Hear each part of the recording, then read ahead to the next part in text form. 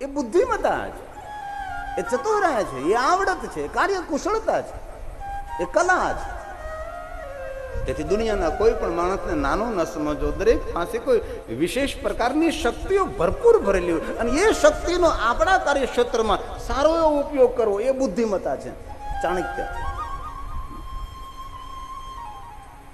કેરી ખાઈને ગોટલું ફેંકી દેવાય નહીં, તેને કાં વવાય અથવા તડકે તપાવીને તેમાંથી પેલી ગોટલી કઢાય અને તેમાંથી મુખવાસ બને. આને ડાયા માણસ કહેવાય છે, આને ડાયો માણસ કહેવાય છે.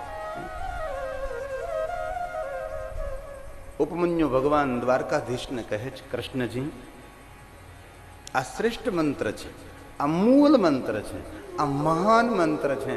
એ દ્વારકાધીશ, એ ભગવાન કૃષ્ણજી, આ પંચાક્ષર મંત્રથી કોઈ મહાન મંત્ર નથી. આ દુનિયાનો શ્રેષ્ઠમાં શ્રેષ્ઠ કોઈ મહામંત્ર હોય તો તે મંત્ર છે ઓમ નમઃ શિવાય. હવે બહુ સરસ વાત આવે છે, ધ્યાન દેના. સપ્તકોટી મહામંત્રે આ દુનિયામાં 7 કરોડ મહામંત્ર છે ભાઈ, પણ કોઈ માનવ 7 કરોડ મહામંત્રના જાપ કરે અને જે ફલ મળે એ ફલ જપે પંચાક્ષરમ સર્વ સિદ્ધિ લભે નર. આ પંચાક્ષર મંત્રનો જાપ કરવાથી 7 કરોડ મહામંત્રના જાપ કરવાનું ફલ મળે છે. ઓમ નમઃ શિવાય એનો અર્થ કયો થાય? ઓમ એટલે બ્રહ્મ, નમઃ એટલે નમસ્કાર, શિવ એટલે કલ્યાણ. પૂરા બ્રહ્માંડનું કલ્યાણ કરો એવો ભાવ આ મંત્રનો છે. અને જે માણસ સૌના કલ્યાણની ભાવના વ્યક્ત કરતો હોય ને તેનું કલ્યાણ તો પહેલા થાય છે. આ બ્રહ્માંડનો પ્રારંભ ઉપરથી નથી થતો, નીચેથી નથી થતો, આજુબાજુમાંથી બ્રહ્માંડનો પ્રારંભ નથી થતો. આ બ્રહ્માંડનો પ્રારંભ જ્યાં આપણી ઉપસ્થિતિ છે, જ્યાં આપણે બેઠા છીએ, જ્યાં આપણે ઊભા, ત્યાંથી બ્રહ્માંડનો પ્રારંભ થાય છે. તેથી જે કાંઈ આપણે બોલીએ, જે કાંઈ વિચારીએ એ બધું આપણાથી શરૂઆત થશે. કેવી રીતે? તો કે શાંત સરોવર જલનું ભરેલું હોય, તેમાં પથ્થર જ્યાં પડે છે ત્યાંથી તરંગો નિર્માણ થાય ને એ તરંગો પૂરા સરોવરમાં ફેલાય છે. એ જ રીતે જ્યાં આપણે બોલીએ, જ્યાં આપણે વિચારીએ એ બધું આપણાથી શરૂઆત થશે, એ આપણાથી શરૂઆત થશે.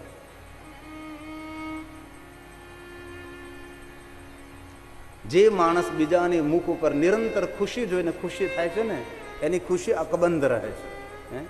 જે માણસ બીજાના મુખની ખુશી જોઈ અને ખુશી થાય છે એ માનવના મુખની ખુશી નિત્ય પરમાત્મા અકબંધ રાખે છે. આ એક મોટું વિજ્ઞાન, આ પ્રકૃતિનું વિજ્ઞાન છે. પ્રકૃતિ અનુકૂળ થવા લાગે આપણને. ભગવાન શંકરે, ભગવાન મહાદેવજીએ દક્ષને આ વાત કહેલી કે દક્ષ, જે કાંઈ આપણે બોલીએ, જે કાંઈ આપણે વિચારીએ એ આપણાથી પ્રારંભ થાય છે. તેથી હે દક્ષ, એવો વર્તાવ, એવું વર્તન, એવું નર્તન ન કરવું કે આપણા વર્તાવથી, આપણા વર્તનથી, આપણા વ્યવહારથી સામેના માણસને દુઃખ થાય. જેવો વર્તાવ, જેવો વ્યવહાર આપણે કરીએ છીએ એવો વર્તાવ આપણા માટે ફલિત થાય છે. આ દુનિયામાં જે આપણે જોતું હોય એ આપવું પડે છે. ખેતરમાંથી બાજરો જોતો હોય તો પહેલાં બાજરો વાવવો પડે છે, ઘઉં જતે તો ઘઉં વાવવા પડે છે. જે તમે ખેતરમાં નાખો એ આપને પરમાત્મા આપે. એ જ રીતે પ્રકૃતિ ચાલે છે. તેથી સૌના કલ્યાણની ભાવના વ્યક્ત કરે. તેથી આપણે ઋષિ મુનિઓ એક સુંદર મજાનો સૂત્ર આપ્યું છે, વિશ્વ કા કલ્યાણ હો, સર્વે સુખીનો સંતો, સર્વે સંતો નિરામયા. આખી દુનિયાને આરોગ્ય મળે, આખી દુનિયાને સુખ મળે, પણ કોને મળે? જેની ભદ્ર ભાવના હોય, જેની ભદ્ર ભાવના હોય, સૌના કલ્યાણની ભાવના હોય, તેને આ બધું મળે છે. બીજાનું થોડું ખરાબ વિચારીએ ને આપણે, આપણું ખરાબ તો એની શરૂઆત થઈ જાય છે. આ પ્રકૃતિનો શ્રેષ્ઠમાં શ્રેષ્ઠ નિયમ છે. આ જ્યારે સામાન્યના માણસનો આપણે ખરાબ વિચારીએ છીએ ત્યારે એનું તો ખરાબ થતું થાય, પણ આપણું તો થવાની શરૂઆત થઈ જાય છે. તેથી સાધુ પુરુષો સૌના શુભ ચિંતન કરે, સાધુ પુરુષો સૌના માટે સારું વિચારે છે. આપણે ગામડાની અંદર જોયું ઘણી વાર કોઈ બહેનો હોય, આમ બહેનો ઝઘડતી હોય તો આમ આપે, આમ બીડી હમ આપે, હમ આપે. દુખણા આવી રીતે આમ લઈએ આપણે, પણ જ્યારે આપણે આપીએ ત્યારે આવી રીતના આમ આપીએ. આમ શા માટે? કાંઈ જે કાંઈ મારી પાસે સત છે એ બધું હું આપી દઉં છું અને એનું અહિત થાય. પહેલું તો કોનું આપણું જ થાય ને. આમ કરીએ એટલે આપણું તો પહેલાં થયું ને. તેથી ડાયા માણસો તેને કહ્યા છે જે સૌનું સારું વિચારે. પવિત્ર માણસો તેને કહ્યા છે જે સૌના સુખની નિરંતર નિરંતર ચિંતન મનન કે સૌનું સુખ થાય, સૌનું સારું થાય. તેથી આ પંચાક્ષર મંત્રનો અર્થ છે, હે બ્રહ્મ, અમે તમને પ્રણામ કરીએ છીએ. શિવ અને શિવાય પૂરા બ્રહ્માંડનું કલ્યાણ કરો, પૂરા બ્રહ્માંડનું કલ્યાણ કરો. બ્રહ્માને સંશય થયેલો, અરે કોઈ 7 કરોડ મહામંત્રના જાપ કરે અને જે ફલ મળે એ ફલ એક પંચાક્ષર મંત્રનો જાપ કરવા માત્રથી. ક્યાં 7 કરોડ મહામંત્રો અને ક્યાં એ પંચાક્ષર મંત્ર? બ્રહ્માજી ત્રાજવા લઈ આવ્યા, માપતોલના ત્રાજુ. એક છાબડાની અંદર 7 કરોડ મહામંત્રો મૂક્યા છે, બીજી બાજુ પંચાક્ષર મંત્ર મૂક્યો છે, કારણ કે બ્રહ્મા બુદ્ધિ ના દેવ. તો બ્રહ્માજી ઊંચું કર્યું છે, સમાન નીકળ્યું. ત્યારે બ્રહ્માજી પણ જાહેર કરી દીધું કે કોઈ માણસ 7 કરોડ મહામંત્રના જાપ ન કરી શકે, પણ જે માણસ પંચાક્ષર મંત્ર ઓમ નમઃ શિવાય મંત્રનો જાપ કરે છે તેને 7 કરોડ મહામંત્રના જાપ કરવાનું ફલ આપોઆપ મળે છે. તેથી આમ તેમ રજળપાટ નહીં કરતા, નિરંતર પંચાક્ષર મંત્ર ઓમ નમઃ શિવાય, ઓમ નમઃ શિવાય. હવે બહુ સરસ વાત આવી છે. શિવ મહાપણમાં ઉપમન્યુજીએ એમ કહ્યું, ભગવાન કૃષ્ણજી જેના હૃદયમાં મંત્ર સ્થિર થયો છે તે માનવે અન્ય કોઈ મંત્રનો આશ્રય કરવાની જરૂર નથી, અન્ય કોઈ મંત્રનો વિસ્તાર કરવાની જરૂર નથી, અન્ય કોઈ શાસ્ત્રનો વિસ્તાર કરવાની જરૂર નથી. સુનો જરા એક શ્લોક. કેમ તસ્ય બહુર્ભૈર જેના હૃદયમાં પંચાક્ષર મંત્ર સ્થિર થયો તેને અન્ય મંત્રોનો આશ્રય કરવાની કોઈ જરૂર નથી. શાસ્ત્રેવ કોઈ શાસ્ત્રનો તેને વિસ્તાર કરવાની જરૂર નથી. યસ્યો નમઃ શિવાય મંત્રો અયમ હૃદય સંસ્થિત. જેના હૃદયમાં પંચાક્ષર મંત્ર ઓમ નમઃ શિવાય મંત્ર સ્થિર થયો છે એને કોઈ શાસ્ત્રનો વિસ્તાર કરવાની જરૂર નથી રહેતી, અન્ય કોઈ મંત્રનો આશ્રય કરવાની જરૂર નથી રહેતી. પરંતુ ઉપમન્યુજી ભગવાન કૃષ્ણને કહે છે, કૃષ્ણજી હૃદયમાં મંત્ર સ્થિર ન થાય તો જેના મનમાં મંત્ર સ્થિર થાય છે.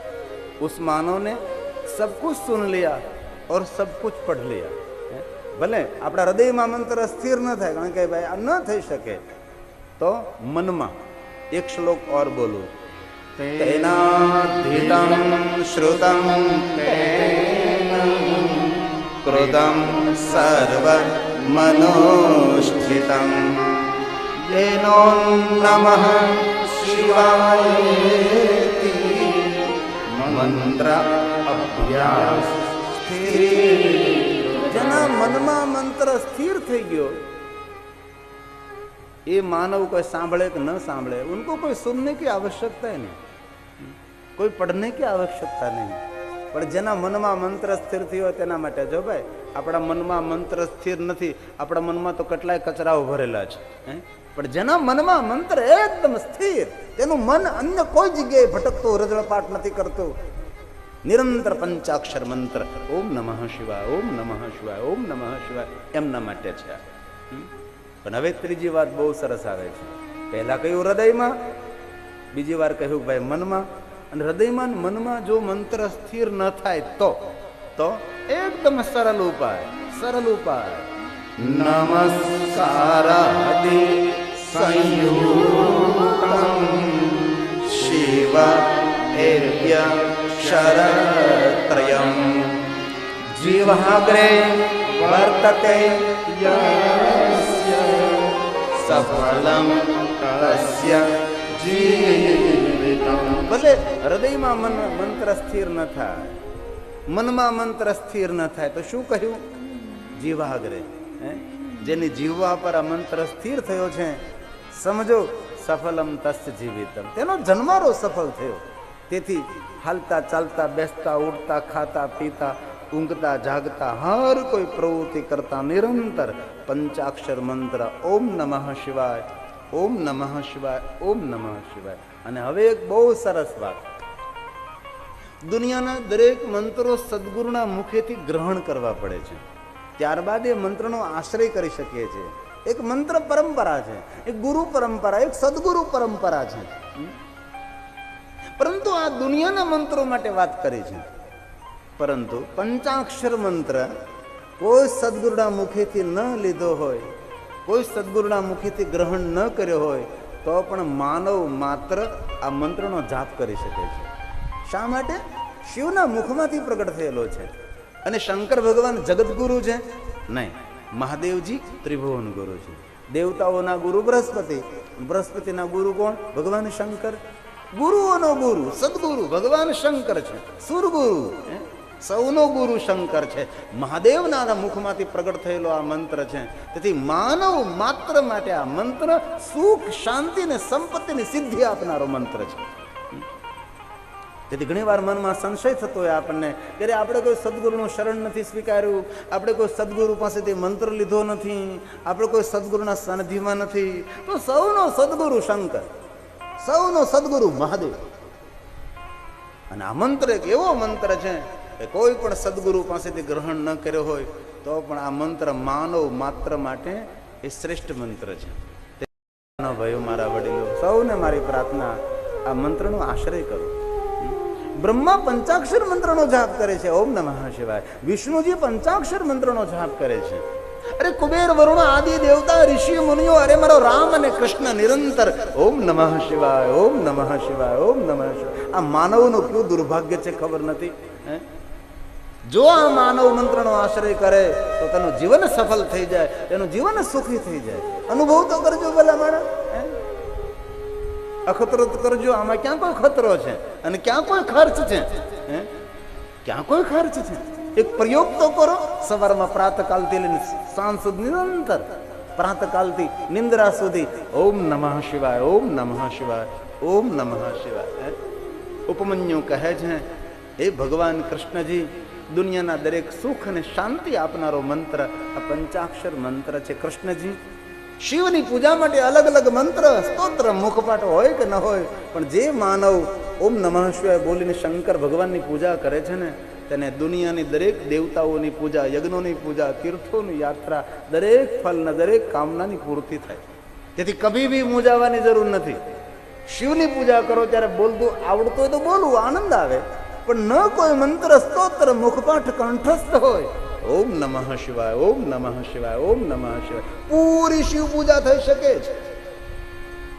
અને જેનો ઈષ્ટ મંત્ર ઓમ નમઃ શિવાય હોય તેને રોજ 6 માલા કરવી ભાઈ. નમઃ શિવાય 5 અને સાથે લગાડો ઓમકાર, એટલે કેટલા અક્ષર થયા? 6 અક્ષર થયા છે. મંત્રના જેટલા અક્ષરો હોય એટલી માળા કરવાનો બહુ મહિમા છે. તેથી જેનો ઈષ્ટ મંત્ર ઓમ નમઃ શિવાય હોય તેને રોજની 6 માલા કરે. અને બહુ આદર સાથે કહું છું, તમારા બાળકને ટોપ 10 બનાવવું હોય ને શ્રેષ્ઠતા અપાવવી હોય, આ બાળકને કહો બેટા પંચાક્ષર મંત્રને 1 માળા કર સવારમાં.